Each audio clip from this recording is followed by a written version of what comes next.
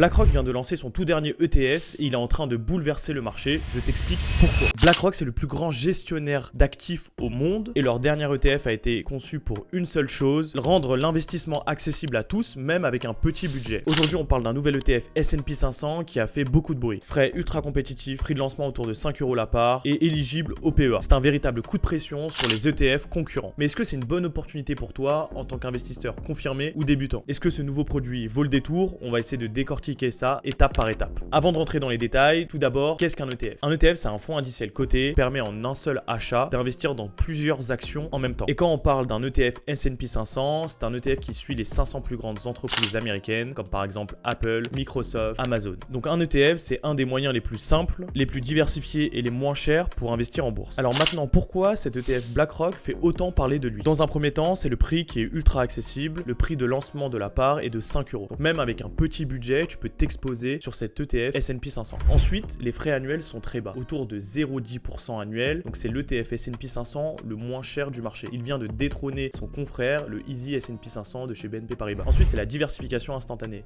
Le fait d'investir dans un ETF S&P 500, ça te permet de diminuer ton risque, ta volatilité, étant donné que tu investis dans un panier d'actions et non une seule action d'un coup. Par ailleurs, n'oublie pas que tu peux réserver ta session de coaching, c'est 100% gratuit. Donc si tu veux te lancer sereinement en bourse ou améliorer ta stratégie, le lien est dans la description. Allez, maintenant on passe à ce qu'il faut absolument vérifier avant d'investir sur cet ETF. Donc attention à ne pas s'emballer trop vite, cet ETF vient à peine de sortir, donc on a très peu d'historique sur ce dernier. Donc on ne connaît pas encore la qualité de sa réplication, ni la tracking différence qu'il affichera dans le long terme. Donc il faudra surveiller son comportement dans les prochains mois. Ensuite, si vous avez déjà un ETF S&P 500, posez-vous la bonne question. Vaut mieux conserver votre ETF S&P 500 ou le vendre pour acheter celui de BlackRock. Donc si vous n'avez pas encore d'ETF S&P 500 sur votre PEA, l'ETF de BlackRock pourrait être une bonne solution pour vous. Bien sûr, ceci n'est pas un conseil en investissement, effectuez votre propre recherche en fonction de votre profil. Pour conclure, cet ETF S&P 500 lancé par BlackRock a des bons arguments. C'est accessible dès 5 €, les frais sont très faibles et c'est parfait pour démarrer ou diversifier son portefeuille à long terme. Mais comme toujours, essaye de comprendre réellement ce que tu achètes et si ce produit correspond à ta stratégie. Donc maintenant, dis-moi en commentaire ce que tu penses de cet ETF. Est-ce que ça vaut le coup de l'ajouter dans son portefeuille?